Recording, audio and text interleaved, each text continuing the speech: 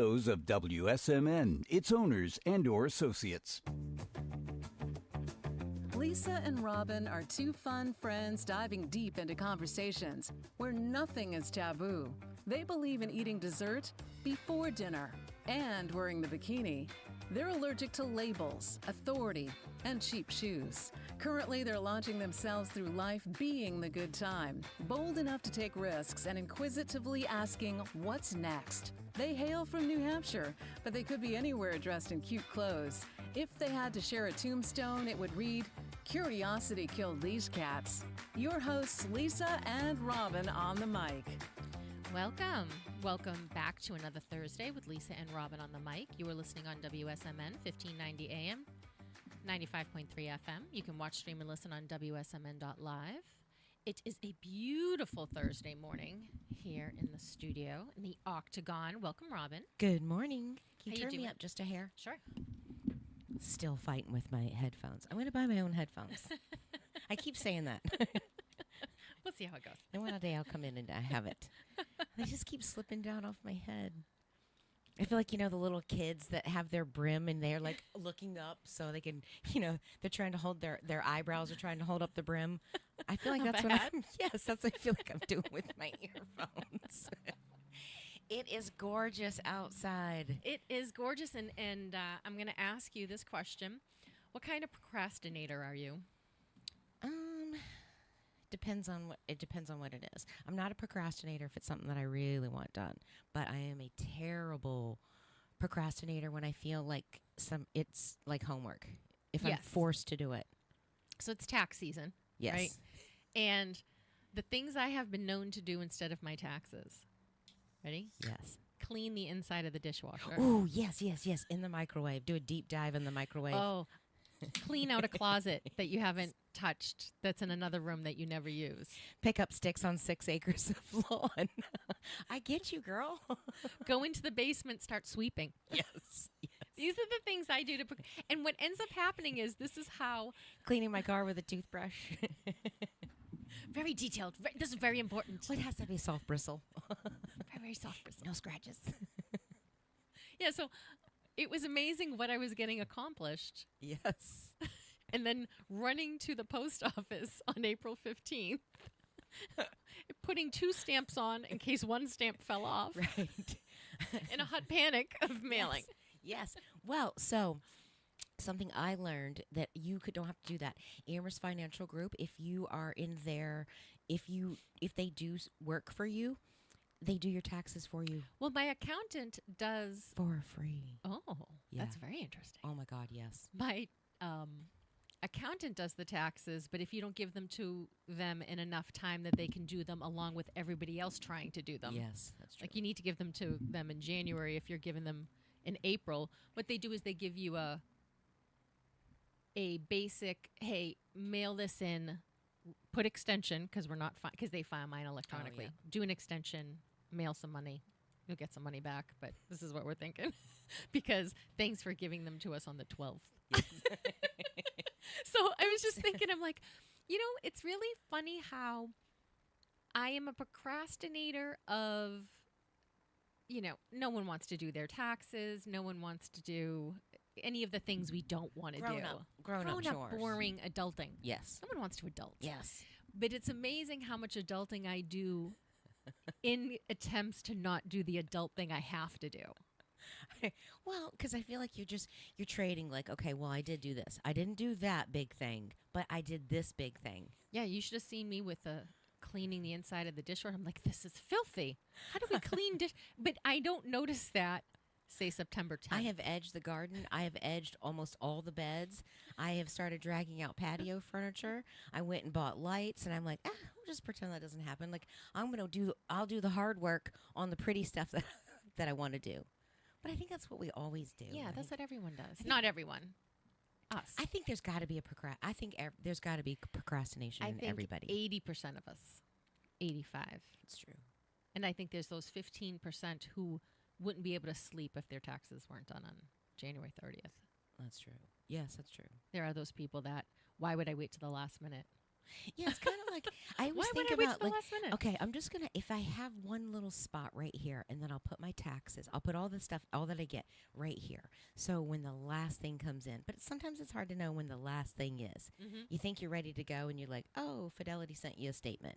Here's that, or your Mhm. bank, or whatever it sends it. I'm like, oh, I didn't think about that. And I love how none of them send statements anymore because now go and log in online. Yes, and I have to download Click it. in and go to the account. It's like, oh, just mail it to me. I see. I like that. I'm old school about that way. Yeah, just put in. I'm still a check person. Yeah, I'm a check person. Yeah, I To just some want to write a degree. check.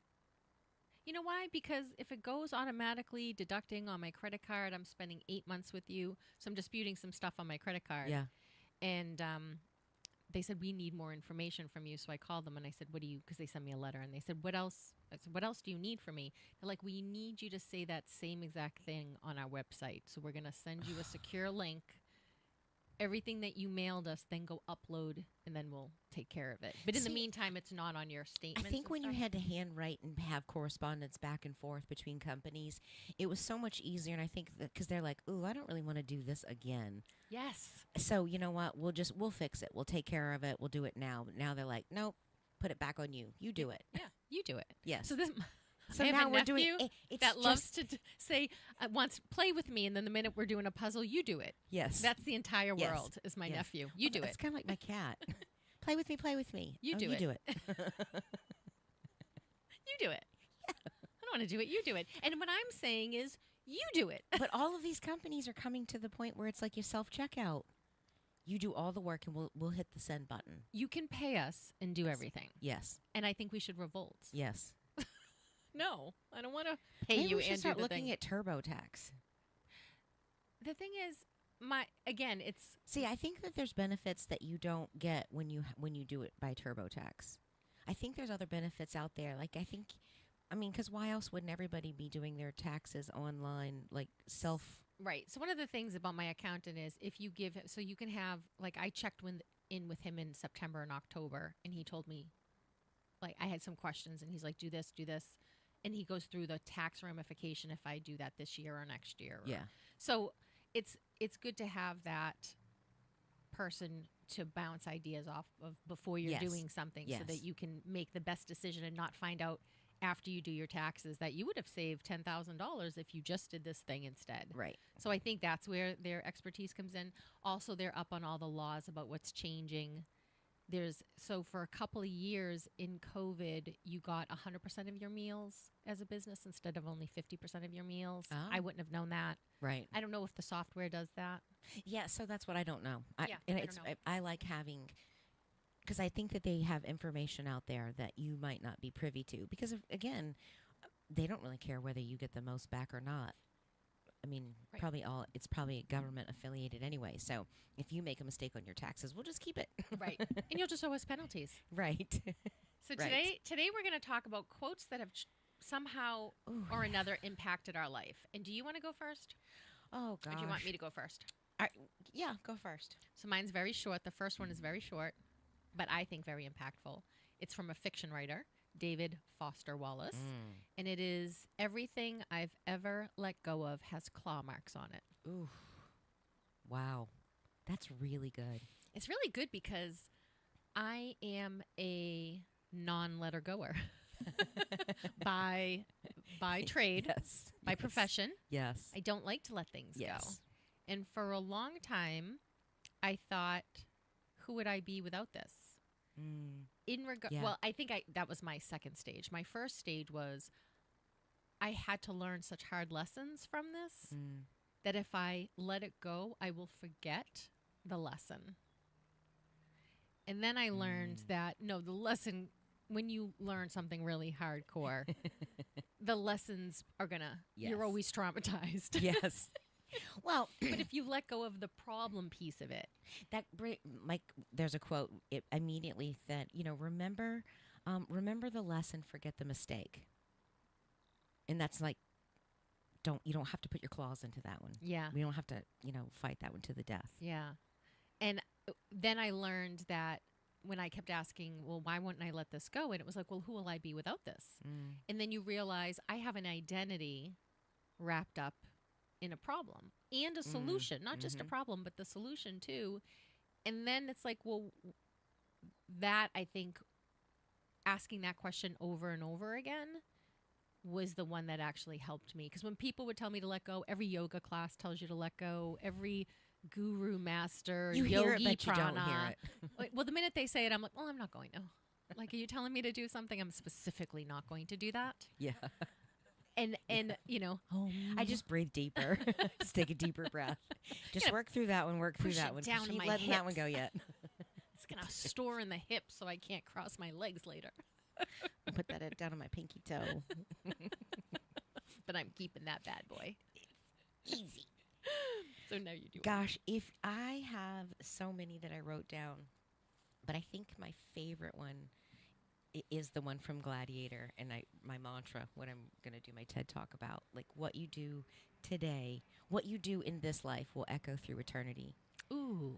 I love, love, love that. Ooh, I tell love you, that. it forces you to be present. And today's actions are tomorrow's memories. Those are the two that are constantly in my brain, daily.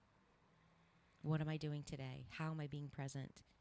Because what I do today is going to echo, whether it's a trait that you pass down, whether it's a memory that you pass down, whether it's how you've impacted somebody. Or society. Yes.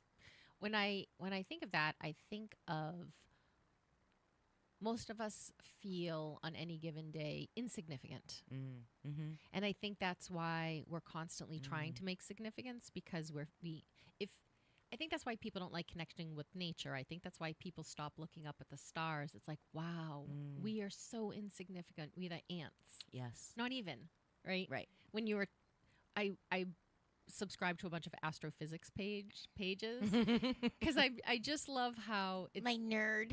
They never I love nerds. yeah, they never advertise anything. They're never selling you something. They're selling you ideas. Yes. But yes. I don't ever have to buy anything. Right. This part of the algorithm. And what I love is it says how many stars they are. It's constantly giving out. Every time it learns something new, it showed me a sunset from Mars, the rover on Mars. And you think we have so many stars here. Well, without the light pollution and Right. wherever they are Right. in space, and you think, that's all out there. And I'm so insignificant. But if you think what you do today echoes through eternity, because you are significant. What you do is important. And we're all connected. And we're I all feel that way connected. when I'm in the ocean. Or like you're in the boat and that's all you see around you is just water. You don't see any land. Or even watching a storm come in, whether it's on the water and you're watching these waves, these 10-foot waves crashing down, or you see that the thunder and lightning in the sky, and you just think about that's not a person. It's not a living thing. It's not an animal. It's not an insect, but it's nature. It literally is. Or you watch the clouds and just the magnitude in watching them change their shapes and the forms that they do. To me, that's powerful. And it does make you feel, I think it used to make me feel insignificant, but it makes it feel like if God has given that much power and beauty to clouds, into the ocean, into animals, aren't we the highest life form? Like, most intelligent, supposedly? She's knocking on wood. I know. It's like, Are we the most? please let that be true. But do you know what I mean? And there's a part of me like, please let that not be true. So when you stop thinking about less of being insignificant is kind of isolating. Yes, and I actually, the reason why I love nature and I love trees and I love the stars is because it makes me feel small. Yeah. Not insignificant, but I know that there are so many of us that feel that word insignificant has a negative connotation versus just small. Yes. Because it's great to feel small next to a big tree. Yes. I think. Yeah. Or a mountain. When But you're I on a don't- mountain. But I you're don't think like a 6'4", dude's gonna feel like I like feeling small. Yeah, he's not going to. He's like, I'm I like finally tiny. 6'4". Right. It's like, you don't want to date anybody that's shorter than you. Right. Because then it makes you feel weird. Well, then I feel like a Or giant. if I'm taller, like I'm only 5'3". Right. I don't want to be You're the one. 5'3"? Yes.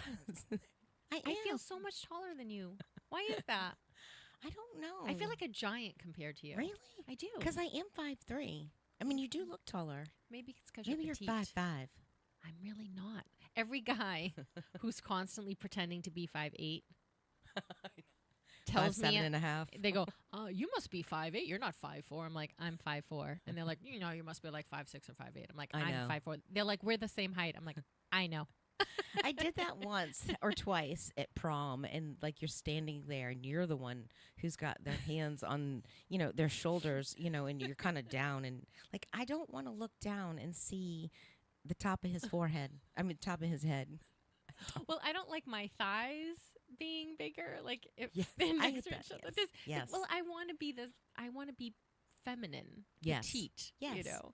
So being small, but I like if you think about it, nothing is insignificant Right. in the flow of the universe. Right. Nothing is all- insignificant. We all have a part to play. We all have a piece.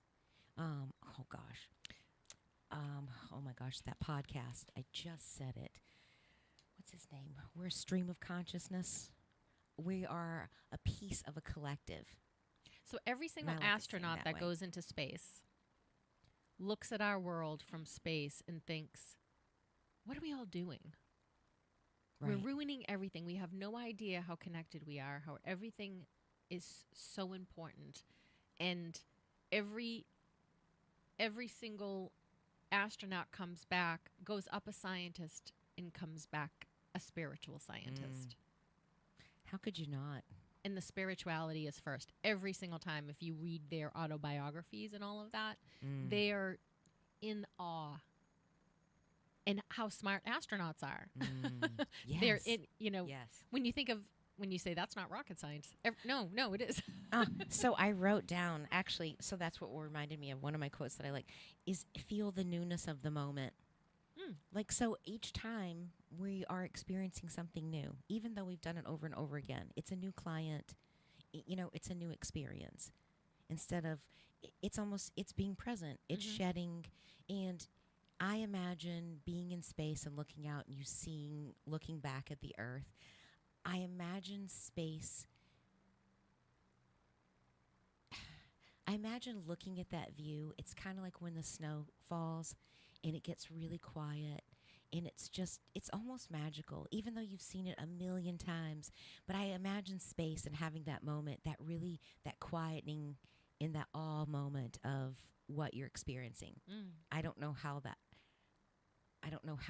doesn't not make you spiritual. Yes. And I think when you look at you're up in space and how, I think they say they don't see stars from space. I think that's one of the things they said. But I could be wrong about that. Don't quote that at all. But Are they just big like rocks that you just float past? I don't know.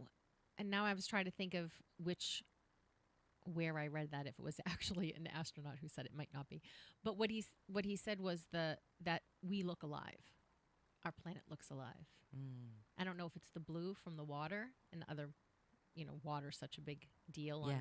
That's why it was such a big deal when they found Mars. Mars can be inhabited because it has the chemical makeup of water. Yes. But you think about light, water reflects the light back. So, it's alive. It's expanding its glow, creates that glow. Amy wants to know what our title is. Quotes that'll change your life. There you go. Thanks, Amy. Clarity comes from action, not thinking. And I never wrote down who said it, but it was in my notebook. All right, let me just text her just in case. Read that one more time. I'm sorry, Clarity comes from action, not thinking. Every time I wonder what I should do and I try to think myself out of a problem, I could do to remember that, which is why it's in my notebook.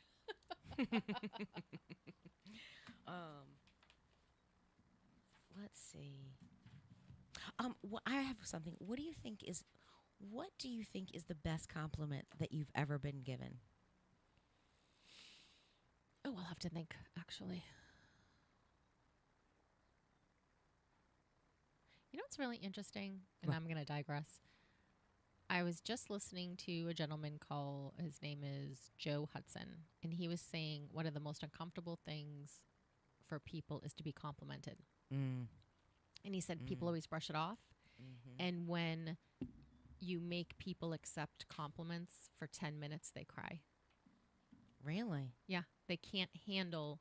And I wonder if that's because we're constantly being criticized, and then we're constantly being fed this, you're not enough, you don't have enough, you don't make enough, you're not enough, your family, like everything is not enough.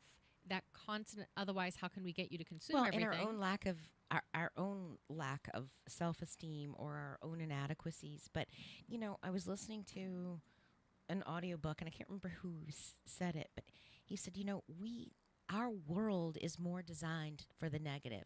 If you look at the dictionary, there's so many more negative words in there than there are positive words. Our brain processes negative more than it does positive because we need it to stay alive. Right. It was useful. Because it's like it's fear or which is useful. It's fight or flight. It's like, do we have to defend ourselves? Yeah. And I think that the more that you can lay some of that down, we have the same brain we've had since we've been incepted. Yes. It's the environment that's changed. Yeah. What's the best compliment you've ever gotten? So I was going through this the other day, and I was thinking about it. A few people have said to me, she can light up a room. To me, I thought that was beautiful because I like light. I try to live in the light. Yes. And, and I would say that about you. And I also say you're very magnetic. Oh. You draw things to you. You draw people to you. You draw energy to you. But sometimes I don't want it.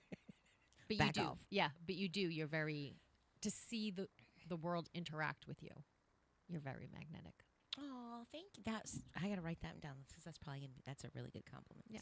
Yeah. See, I think that you're light, and I think that you are magnetic. I think that people are just drawn to your energy. Want to know more? Curious. I don't know. And I'll keep thinking of it.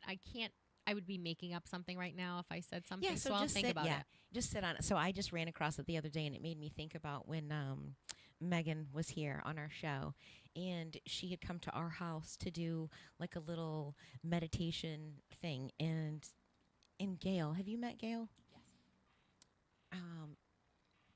Gail Craft. Both of them had said they thought I was an earth angel. And she's like, you are light. And when we did this meditation, that's all that they could see as well. And I was like, oh, I like that. So that just made me feel good. And that was like, I'm learning to embrace compliments. Well, I have tried over the years to learn to accept a compliment because when I give them and people dismiss them, I think you're not letting me give you a gift. And I think I know how I'm saying it. And when they dismiss it, it's almost like the refusal to receive a gift. And I also let people pick up a tab. When I was younger, if you bought me something and you wouldn't let me pay for something, I had to make sure you got the same exact thing because I didn't want to owe anyone anything. Right. It takes a long time to work through that sometimes. Yeah. Yes. And it was a very specific thing of I didn't want to owe you. I didn't want you calling me out on owing you something. Yeah. Because I didn't want to have to owe something I couldn't give. See, we were all like that. Chris was like that too. And I said to him, we were at dinner down in Boston one night and just had a great evening. And, the two guys are like, no, let me pay. Most of the time he whips his card out before. And I said, because we did talk about this, Chris has a hard time receiving gifts. Even in, like this morning, because I was thinking about it, he always complains about the coffee that I buy. So we had some excellent coffee in Costa Rica, and I found some. So I put the pod ready to go, and I said, so later I came down, I'm like, did you like that coffee? I said, what'd you think of it? Because literally a couple of days ago, he's like, why don't you just get the good coffee? And I'm like, why? I don't know it, so I'm trying it. The box looks pretty, so it's got to be good, right? It's the fact that it's a Keurig is why the coffee's so bad. Yes, but for Keurig. But I don't mind. I said, we just need to get a new pot because I would order the Costa Rican coffee that we got. That was really good. and I'm like a sweet person, so I usually a lot more creamer in mine. I usually have more cream than coffee. But in Costa Rica, this coffee was so smooth and just so flavorful. It was so good. Like I didn't have to put as much. And if cream it's not in as it. acidic, Yes, it's helpful. I believe that if you use a Keurig, that you don't love yourself on some level, because if you're a coffee lover, you should have good coffee. yes, I think, and I'm becoming that way. yes, I think a percolator, $64 on Amazon. They used to be $20. They used to be $19.99. I don't know what happened, but now they're $64. You plug it in and it boils coffee. You will have. Now you can use grounds, or you can grind your own. Yeah, Chris says put it that's in. he loves a percolator. My mom loves a percolator too. And so my aunts used to use it. They used to boil it on the stove. Oh, And so I bought that Wow. one because my other half like coffee is the nectar of the gods. yes. So I always want to make sure if he doesn't have, his whole day can go horribly. But we're But not it's going to gonna add have it. coffee on Right. top of that. Good shower and coffee, that's his 2 requirements. We're going to give that to him. So I found that it used to take 20, 25 minutes to make coffee. Well, you don't want that in the morning. So in like Right. 6 minutes, you have fantastic coffee. I could So probably do that. I think you should change I from could do that. Keurig. Well, And then so he's I- going to be like, oh my God, this coffee is so So I amazing. And you can be know- like, I love you. Well, I said we could do this at home. I would definitely do this at home. I said the problem is we just need to have a hire somebody to come in and make coffee in the morning. And change our sheets. Yes, change do your sheets and laundry. have coffee. That's it. And dusting, heavy dusting. We have such a long list. That's it. That's my top 3.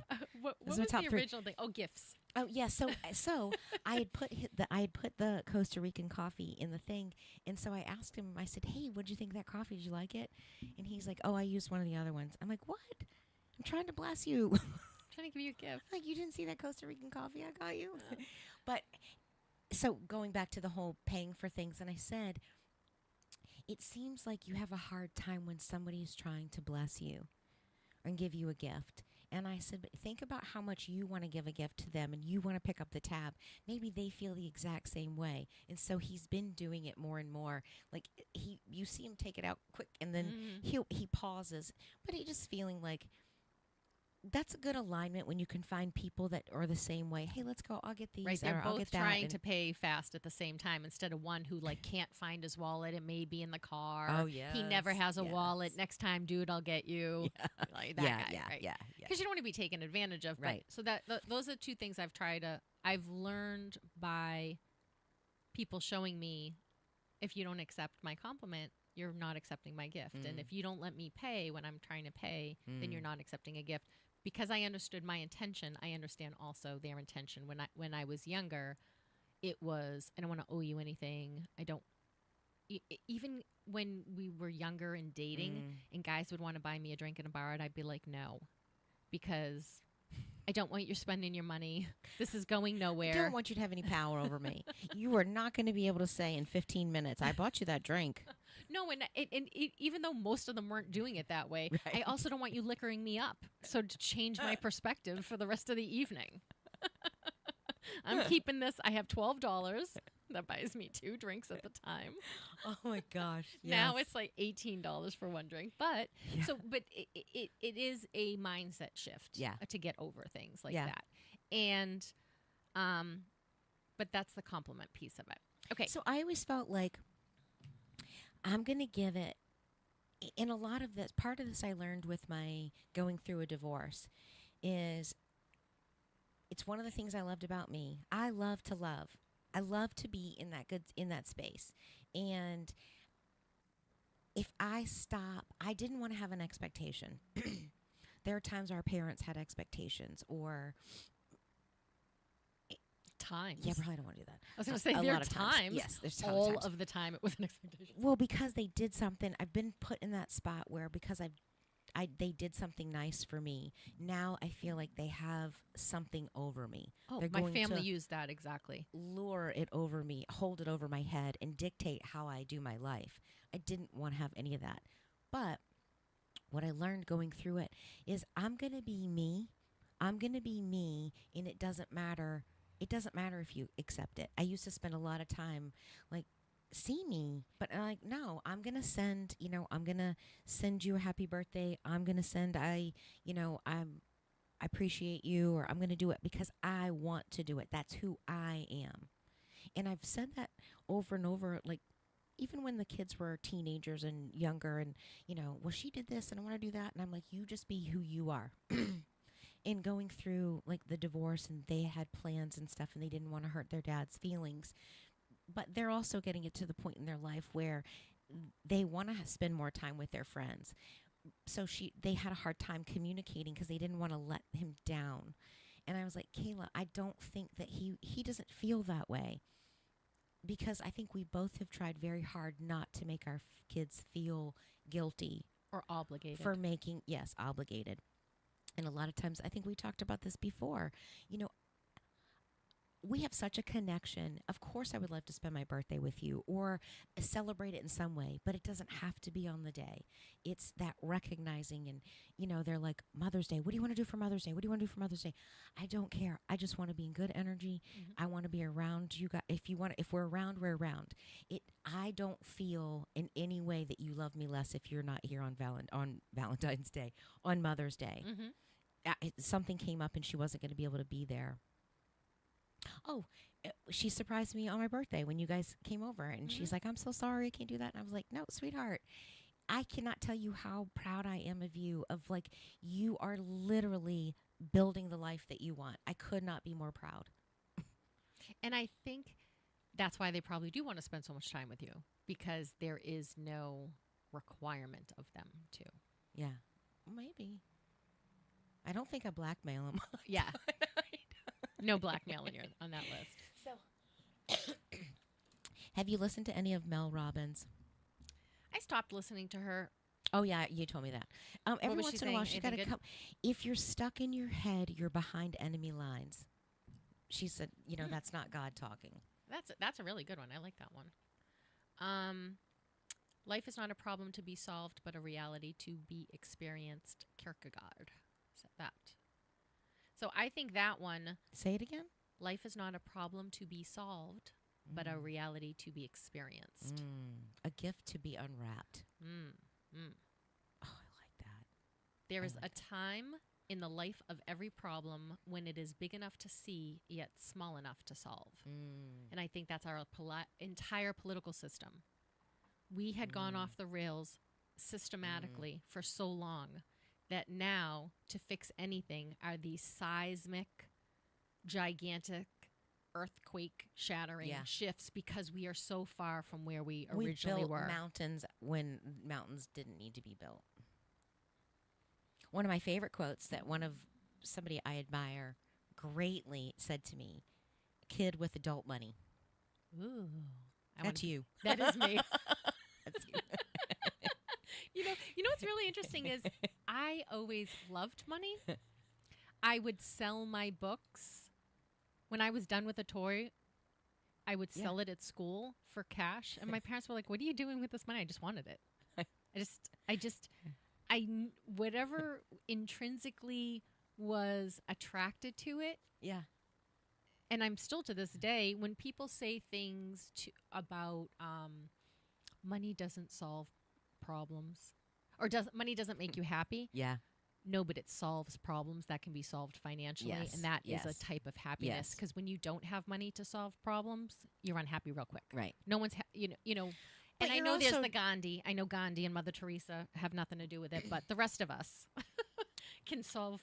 I remember something happening and I was like. It depends about your relationship with money. And I don't think that it's bad to say, I don't think it's wrong to say, people shun you, like say, well, I love money. Well, but you don't use it to, people that are mega rich. I'm not going to my precious. My precious.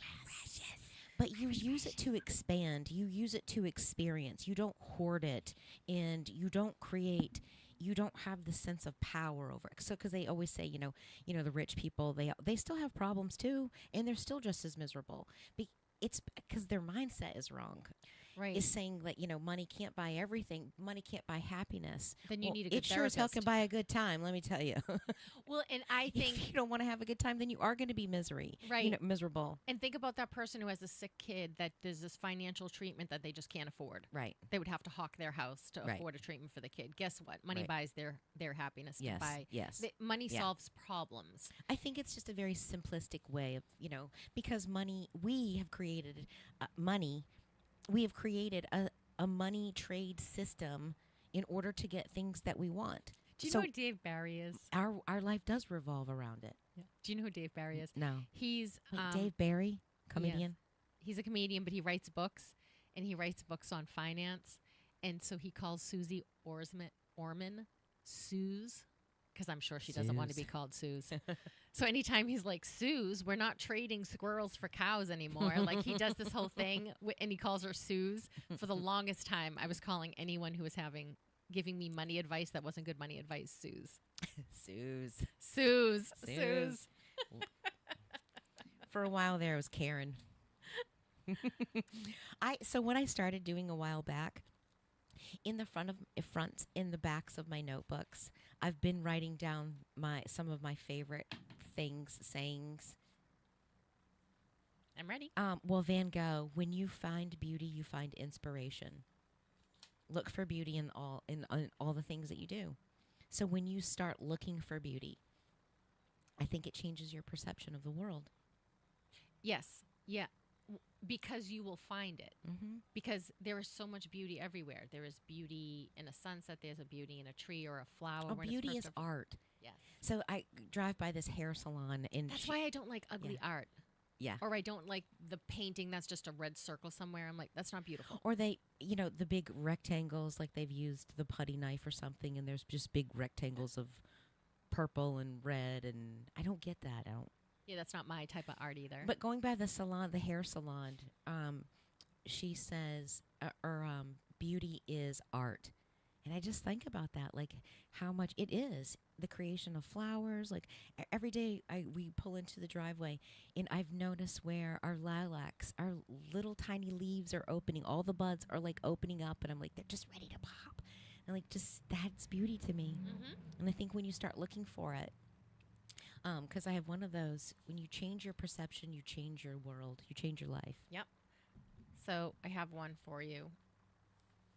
Laughter is the sun from which drives winter from the human face. Victor Hugo.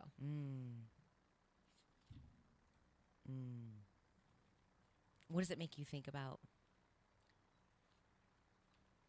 One time I was working at the Museum of Science, and I'm probably hungover. I was thinking, it was a Saturday, and I'm in the it's raining, and every divorced dad's dragged his kids to the Museum of Science. Guys hate being in lines. Yeah. Right? So when you're never moving fast enough, Yes. all of that other stuff. And I was in the membership line, which moves even slower than the normal line because it's the membership line. Yeah. You got to be signing stuff, and then people. I was really good at the register because people would come and they'd stand with their hands on their shoulder, on their waist, and they'd look up. Look at There's the menu. so much to do. What time are we going to do it? And I did not have the patience for them. Yeah. I don't know what you were doing for the 2 hours in line. You're here at my register. So I used to say, new here? In town? Like I used to start Yeah. something and then be like, do you want to do everything? And then I would just give them a schedule based on, what was going on, what time Make it was. them even more confused. Just throw everything at them. No, I would, or they would say, how long do you have? I have 3 hours. Okay. You should see have you ever been to the planetarium? Okay, I Yeah. would do this thing, or Yeah. you'd have this special. So I would just do this time thing, print out the tickets. I wouldn't even ask permission of what these people wanted to do. But at that time, in addition to my bossiness, which was my greatest feature, But they probably Decision-making. appreciated that so much because they're like you. But you also, even though there was a little bit of sarcasm in there, I'm sure those people walked away feeling thoroughly cared for. probably because they were obviously overwhelmed. Yeah. And there were other people who didn't want to be told, and they came and they knew what to do. But so I'm in this line, and I am at the membership line, and so everyone's filling stuff out, which is more patience than I had. I should have Right. there was one boss who never made me work the membership line. I should just be like at the exit. Let me get that door for you. So, and they come through the line, and then I saw someone I hadn't seen and wasn't expecting to see at work. Yeah. So my face shifted, right? Yeah. Because I'm not Yeah. moody, hungover teenager starting work at 8:00 in the morning on a Saturday when I was out till 3:00 in the morning. I was surprised and happy to see this person. And then the next dad who came up with this gaggle of kids said, "You should smile more. Your whole face changes when you smile." Aw. And so that makes me think of that, like how a smile shifts the features of your face, how happiness or joy changes the way you look. And we talked about it a couple of other times on the show about you get the face that it etches on your face. So yeah, we I think we wrote it down for Douglas Murphy, but it was actually Showed you how much I did not smile at it was work. That the guy actually- was saying that you better smile more. Coco Chanel said by 40 or 50 you are wearing the face that you deserve. Yes, and I think that laughter piece of it, in addition to the fact that I have a really dark sense of humor and I overcame almost all pain with laughter. Well, I mean, we've talked about it numerous times in different ways about smiling is you actually are transferring energy to people and you're sending dopamines because when you're operating in that vibration, it's so hard not to, like, even when you're weird about it. I mean, we were sitting at the airport and, I usually don't, I people watch, but I don't make eye contact with people. I just kind of like, oh, we met, like, oh, move on. But there's this one guy, and we'd been in the airport for way too many hours, and he just had this sourpuss face on, and I was like, I'm going to make him smile. Of course, I was getting a little bit, stir crazy. I was going to say punch drunk of the yes, travel. Yes. I start reading signs, or I'm like, I'm going to go for a walk, and then I start being sarcastic, and then I start, like, having people's conversations for them, and I'm like, hey, what do you think they're saying? He's like, don't do this. See, and the funny thing about us is you could be the one person and I could be the other person. We would have the whole fake conversation. Oh, God, yes. But so I said, I'm going to make that guy smile. And he's like, have at it. Knock your socks off. It took me a little bit of a while, but I kept smiling. And every time he'd look up or, I'd go back and I'd smile and he's still there. And I think he was catching on. But so he did smile. And as we're getting in line we're boarding, and he was like, he said something. He's like, you changed my whole day. And he said, thank you for that. I said, you're welcome. And we just walked on. Chris is like, girl. I said, told you. Yeah. I'm going to make this person is now in my sights, my laser sights.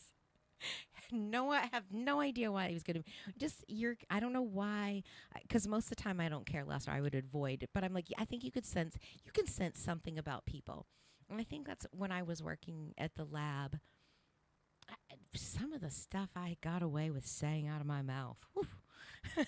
Yeah. Because you could be sarcastic, and I said, you can say anything as long as it's with confidence and a smile. And yeah, and you're trying to be, I think the humor catches people off guard, or even if unless it's a joke that really doesn't land, which Right. the jokes really don't land now comparatively. True. Because I feel like, everyone understood it's a joke. It might not be a funny joke. You might not Right. think it's whatever, but Right. not like, I'm offended. Right. I'm not taking that serious. So, but I do think you can get a long way with a good laugh. Yeah. I mean, this college girl, she hadn't had blood work done before. And so she's in my chair and I'm putting her lab order in. So she's behind me and I can't see her and stuff. So we're just making small talk and, I'm putting her labs in and stuff. And so just trying to like lighten up the energy and stuff. And you could just hear she's like, I have to tell you, I might have to lay down. I'm so nervous. And she's like, this is my first time. And I finally, after like 5 minutes of dialogue, I just happened to turn around. I hadn't looked at her the whole time. And I turned around, had wheels on my cart. And I said, me too. I said, we can do this together. And literally you could tell she had been holding her breath because she just went, let it out, like died laughing. And then I did a butterfly on her and she's like, oh my God, I'm always coming to you. She's like, I didn't feel that. And I'm like, told you there's no reason to worry. But you can kind of sense where there were other people that it probably would have just been, but it was the icebreaker. And I was like, me too. We'll get through this together or something like that. It's just funny. And I'm like, so you can kind of sense the things that you could get away with. I mean, there's some people in there that would be like, oh, I made a so joke. unprofessional. I was doing something. It was like at a dealership or mechanic thing, and they had not given us our wheel well back. They took some internal parts out, and then they never gave them back. And I'm like, hey, you have our parts? They go, oh, yeah, we do. We pick them up. So I came, and they were eating lunch. It was like a Friday, and they were all eating pizza. So I walked up, and the person's moody like I was at the membership desk. You know that. I know exactly, right? And he's got a slice of pizza and everything. And I was like, yeah, you have my car parts and my pizza. And he's like, this is our lunch. Like and then he was like, oh, like it took him a second to cut up. And he goes, but I do have your car parts. I'm like, yeah, give me my car parts. But There's so many times I'd walk by and like, did you save me a piece? I really want to do it in a restaurant. Like we were starving and we were waiting, and these people got up when we were in Costa Rica, and these people were getting ready to go watch the sunset down at the beach, and we're like, 15 feet away. And I was like, look, they left their food on the table. You think I could just go over there and grab one of those chicken tenders? You think they'll notice? Like He's a bird, like a "I'm seagull. not gonna do that. And I'm like, but wouldn't it be nice just to walk up and be like, hey, can I try that? That looks really good. I just wonder if I should order that. Yeah. And just pick it up off of their plate. And go, oh, do they have seagulls in Costa Rica? I don't see any. No seabirds? There were some seabirds, but they weren't like, we didn't stay on any beaches where like a lot of people were around, so they might gravitate over that way. Okay. But no, nothing that stood out. Nothing that was stealing your chicken finger if you left it on a side of a beach chair. No. You wouldn't dare do that in Florida. No. One time But the monkeys might. That's true. They have monkeys. One time I'm walking in Florida with an ice cream, and it's in Clearwater, and I'm walking across to the beach so I can eat my soft serve on a cone at the sunset, and out of nowhere the thing just flies out of my hand. A seagull had attacked it from the back, so he flew from behind me. Oh my gosh. Grabbed with his beak and then took it and dropped it on the ground.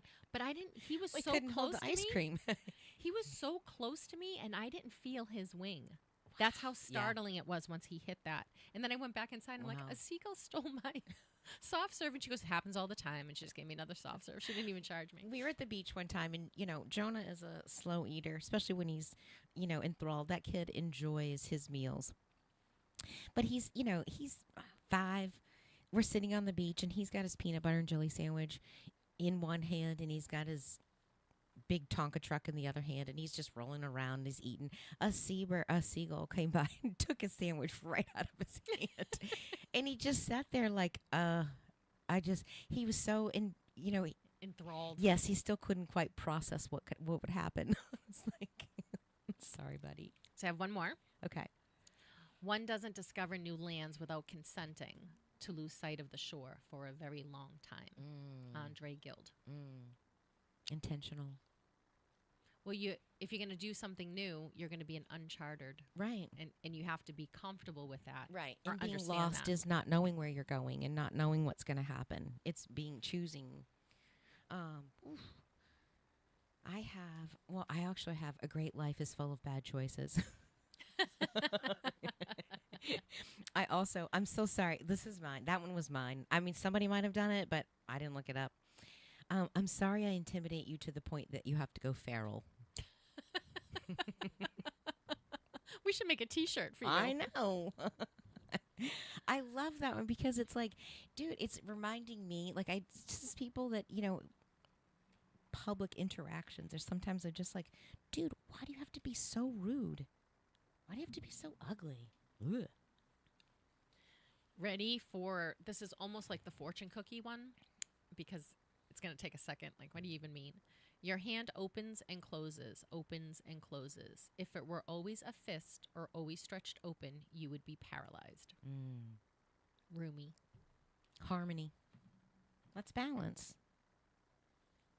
Because there are going to be And that's times, not to be rigid. right, You know, you're going to have to be flowing. flexible one way or the other. Oh, I like that. That's I a like good that. one. That was good.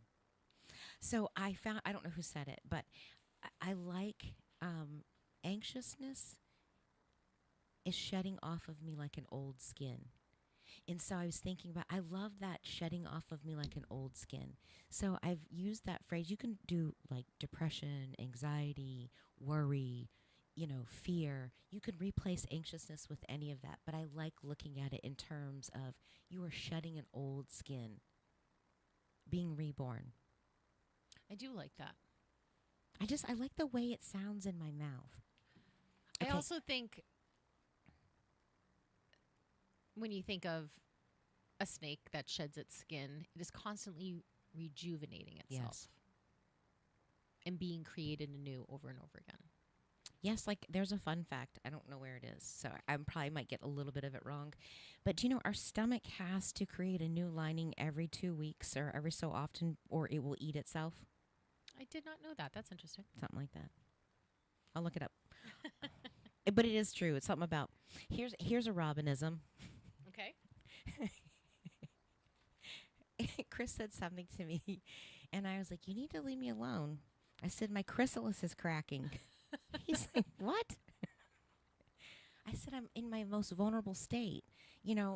Just before the chrysalis, when it's doing its most work before the butterfly spreads its wings, and that's to me, I feel like it's in its most vulnerable state. Not wholly born, but not completely protected. Well, you're spending all this energy into yeah. being Yeah. It's you're at shedding your skin. yes. Oh, there was this. I think it was a documentary on Netflix about this gentleman, and then we'll go to the top of the hour. But he is a great documentary person, and he had been in Africa following the people who track the animals, and he kind of was burnt out. So he goes back and he goes swimming, and he comes in contact with an octopus. And so every day he goes out looking for this octopus, and then he documents this octopus's life for like a year. Wow. And there's the scene that there's always something hunting the octopus. There's always these fish, and I forget what they're called. It doesn't matter. But so they're hunting him or her, and it was a her. And they got they grabbed onto her, and she has to rip off her limb, and she's going to hide. And then he goes and checks on her, and she is just constantly, she's lost her bright colors. She's lost the ability to change color and blend. And he worries about her every day. And then one day she is okay. But in that time period that she is most vulnerable, she is constantly hidden. But she loses all her powers. While she's healing herself, she cannot use her powers to do the beautiful transformation that they do. She had taken all of, if you can watch it on Netflix, I'll look up what it's called, but she takes all of the shells on the seashore floor and flips them upside down with her legs, so she looks like she's coral. Wow. And that's the way he first discovered her. Wow. And he was like, I wonder what's happening here. And then he sees a year later her do the same thing to not be eaten. She was preventing herself from being eaten. It was like the drama that was unfolded. But I do think we have these times when we are so vulnerable. In that time, we should protect our energy. Just the way she never came out to feed. She just hid. Yeah. But our lives operate. We're required to go out in the world. You hunker down. But there's certain parts I think of we shut down.